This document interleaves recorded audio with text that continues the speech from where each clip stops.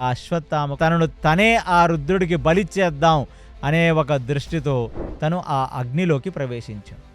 ఇక అది చూడగానే ఇక శివుడికి ఎక్కడ లేని ప్రేమ కలిగి బోలాశంకరుడు గడ ఒక వాయిస్‌లో ప్రత్యక్షమై, ఏమిటి అశ్వత్థామ నీ బాధ అంటే, దృష్టద్యుమ్నుడిని వాళ్ళ సంహరించలేకపోతే నేను మానసిక వేదనతో చచ్చిపోయేలా ఉన్నాను. దానికంటే నేను నీకే పూర్తిగా నన్ను నేను సమర్పించుకొని నేను శివైక్యం పొందాలని అనుకుంటున్నాను అంటే, బోలాశంకరుడు ఇక ఆ అశ్వత్థామని కటాక్షించి ఒక విశేషమైన ఖడ్గాన్ని ఇచ్చి సాక్షాత్తు రుద్రుడే లోపలికి వెళ్ళి పూర్తి రుద్రాంశగా తయారయ్యాడు అశ్వత్థామ.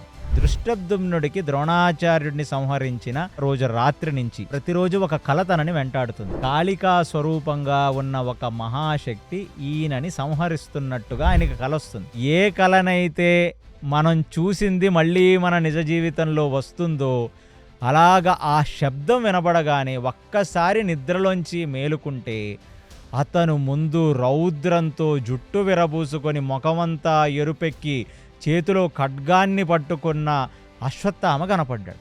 అప్పుడిక దృష్టద్యుమ్నుడికి అర్థమైందంటే నాకు 3 రోజుల నుంచి వస్తున్న కల భగవంతుడు నాకు చెప్తున్నాడు, ఇక నా సమయం అయిపోయింది. నేను ఎందుకు వచ్చాను అగ్నిలోంచి? ద్రోణాచార్యుడు మరణానికి కారణం కోసం వచ్చాను.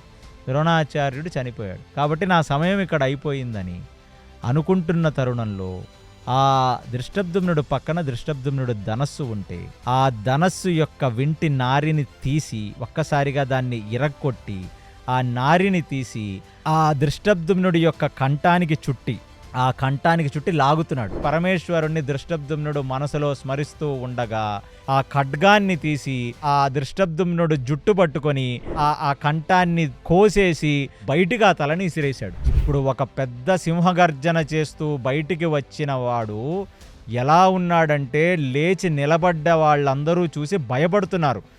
ఇక అక్కడికి వచ్చిన ప్రతి చేడి, పాంచాల, విరాట, మత్స్యకి సంబంధించిన సైనికులు ఎవరొస్తుంటే వాళ్ళని నరుక్కుంటూ ముందుకు వెళ్ళిపోతుంటే పక్కన శిఖండి కనపడ్డాడు. ఇప్పుడు ఆ శిఖండి యొక్క తలని కూడా అతను అదే రకంగా నరికేస్తే ఇప్పుడు చిన్న చిన్న పిల్లలైన ఉపపాండవులు కనబడితే ఈ ఉపపాండవుల యొక్క క్యాంపులోకి దూరి ఎంతమంది ఆపుతున్నా ఆగకుండా ఈ 5 పిల్లలని నిష్పక్షపాతంగా అసలు ఒక విచక్షణ కోల్పోయి తనకంటే వయసులో ఎంతో చిన్న పిల్లలైన వాళ్ళందరినీ నరికేశాడు అశ్వత్థామ.